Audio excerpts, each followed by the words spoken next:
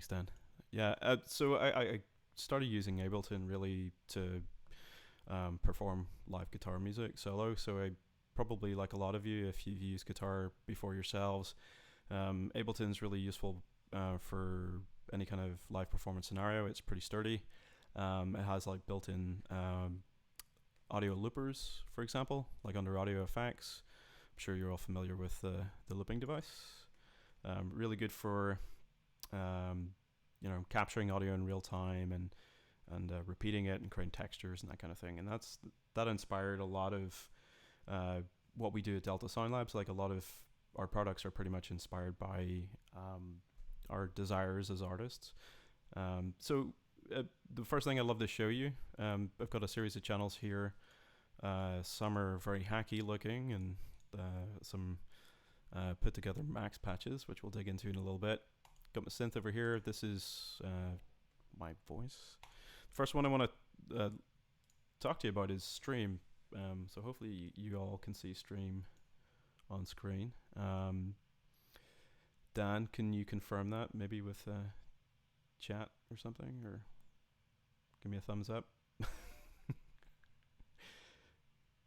Can you see it? Yep. Okay, cool. Yeah, thanks, Ben. All right, nice one. Yeah, I just want to make sure I'm not talking to nobody about nothing. Right, so Stream, like I said before, it's available for free. It's a granular sampler. It's not quite granular synthesis, if you're familiar with granular synthesis. We're not really dealing with like grain clouds and unique control over 40 to 60 plus voices and or more. We're trying to keep it simple. We're basically got two grains in the time domain, and basically what this allows us to do is to use a circular buffer to capture an audio. So you should be able to hear my guitar coming in.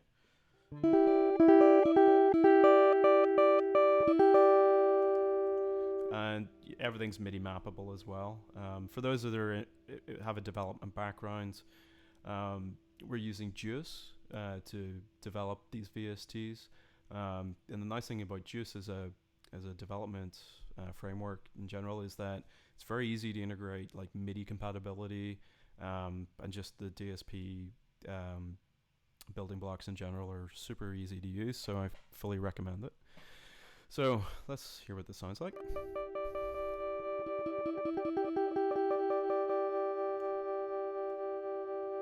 And the nice thing about this is that we can freeze audio. We can click and drag and scrub through our buffer in real time. We can also change our grain size.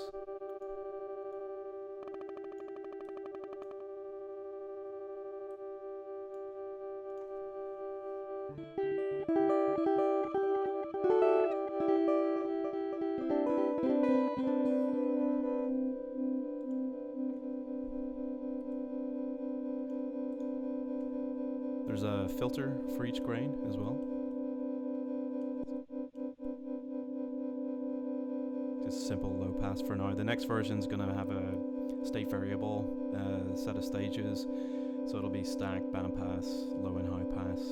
So keep an eye out for that. We can offset the phase relationship between the grains as well. So you can have it pretty much mono. And as you start to offset that, you should start to get like a stereo panning effect. Another, you can go do the full 180 if you like. And then we also have jitter built in.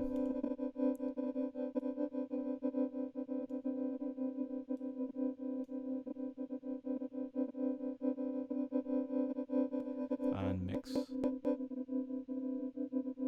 So it's really, really useful for creating all different kinds of textures.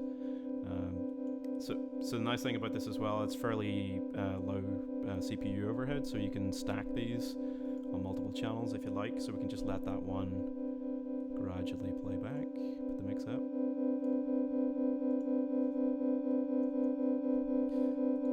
And we can start to layer something entirely new if we want. I'm going to use the Nebo just for a nice melodic line.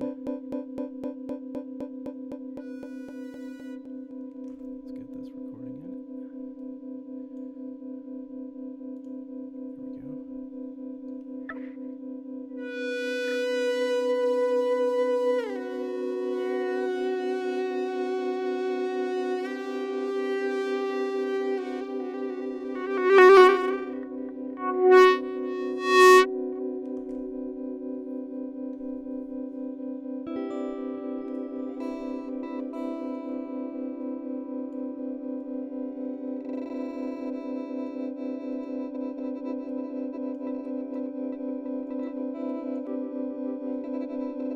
yeah, I mean, you can layer this as on as many tracks as your computer will allow you. You can create, as you can start to hear, there's some kind of like pulse emerging, which is kind of neat. I'm just gonna overwrite that, bring it back out. Boom. All right, cool. So that's just a little bit of an overview of the basic VST itself.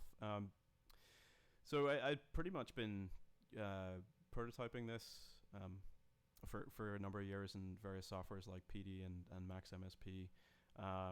And actually, the most recent incarnation of it was a Max for Live kind of device, and then we went to VST because we want to make it more available to folks that don't yet have live and haven't come around to what a great DAW it is. So yeah, if you are interested in the kinds of sounds that I'm making there, it's available on Mac OS and Windows, so you can grab that for free tonight if you like. I just need to add you to the beta page. There's also a beta tracking, pitch tracking external that we're working with as well, that you can use to track any kind of melodic-based instrument, and then you can map it to control anything within Live through the MIDI mapper or any kind of like anything through the Live API, basically. All right, cool. So how does this work with Live then? Aside from running inside of a DAW, the other thing that you can do, which I think is really conducive to Ableton itself, is you can use MIDI clips to sequence the buffer position as well, which is kind of neat. So you can take something that's completely textural, it's not beat based, it may not have a discernible pulse or something like that. So what you can do, you can simply create like a MIDI track. So I'm sure if you're all familiar with the shortcuts, or whether or not I should mention that or or not. Command Shift and T for you Mac users. So the general idea here is that we can program in anything from the C. Let me see if I can remember this. C-2 range. That very bottom octave is basically 12 equally divided sections of your audio buffer. And for those of you who are wondering, the current free version is locked in at 2 seconds, so you can grab it and you can use it. But if you sit tight for a while, we are going to make that adjustable on the fly, so you'll be able to change the buffer size eventually. So we can pipe that MIDI data straight out of a clip into Stream. So this is the first instance of Stream. And if we press play, it's going to be pretty quick. You can see it kind of stepping through the sequencer, and we can...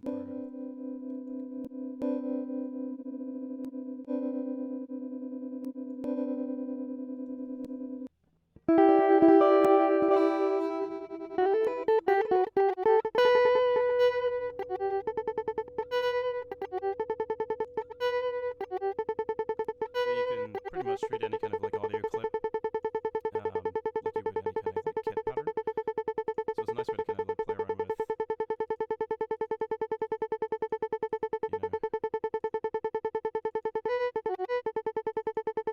of pulses and patterns. Yeah, I can hear you.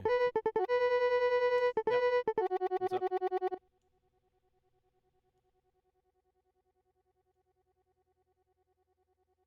I use it in all of my live performances with guitar.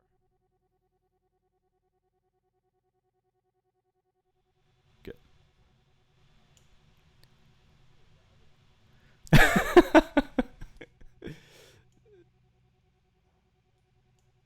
Yeah. Well, there's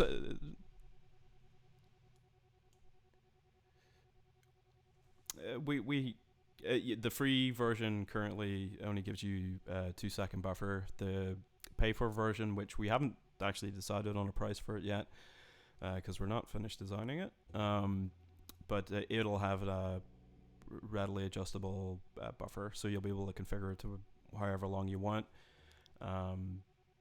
So keep an eye out for that. We don't really have too much more information on it. The free version, yeah, you can grab it today. Actually, a lot of you may have seen it today on the Cycling 74 newsletter. Gregory Taylor wrote a review and released that this morning, which was kind of neat. I think we gained another 50 beta testers as a result, which is good. But yeah, drop. Basically, you just need to drop an email to. Go ahead. Go ahead, Dan.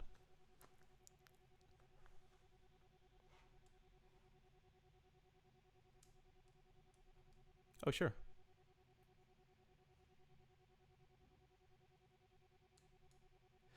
Okay. Well, is it possible to bring the camera back into the situation so I can actually show the hardware? Because I think that'd be a kind of cool launching point, and then maybe I can just share screen inside of Crowdcast. Does that work? We'll do that at the end. Well, I can wrap this stream VST presentation. Okay, cool. That sounds good. Nice. All right. So yeah, you can treat. Do you want to go back to Crowdcast now?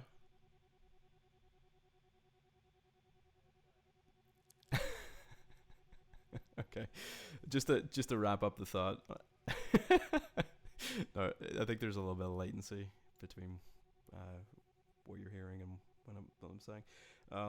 Yeah, so you can pretty much treat the buffer like a step sequence, which is kind of neat. So you can have any kinds of like audio information in there and create all kinds of really wild patterns with it. And then you can everything again. Why use Ableton with this? Well, you can automate the hell out of the plugin as well using your envelopes in your clip. So we can do that too.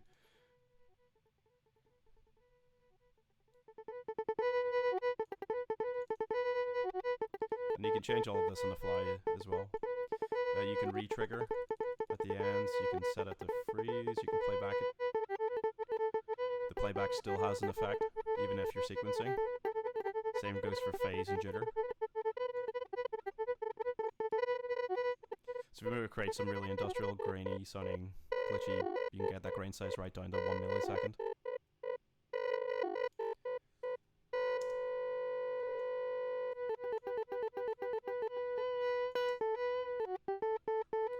So yeah, that's an intro to Stream. If you're interested, all you need to do is send you an email to beta@deltasoundlabs.com. If you do that right now, I'll get you added to the list tomorrow morning. I think, guys, this would be a good time to come back into Crowdcast.